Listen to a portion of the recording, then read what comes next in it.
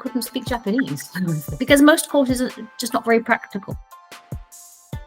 It's horrible not being able to communicate with people. You want to talk to people and then you can't. Speaking immediately, which is nice. So the explanations on the important grammar that you need in a way that's really simple. And there's a lot of repetition, especially with the model conversations as well. Practice in a comfortable way before you have to practice in real life.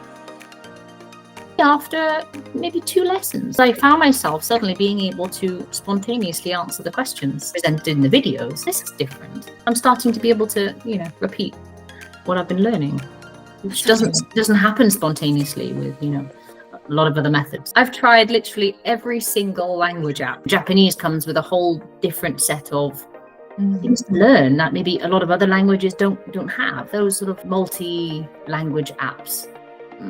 Use the same method for different languages, and that's not going to work.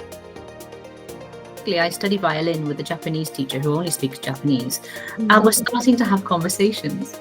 Yeah, big difference.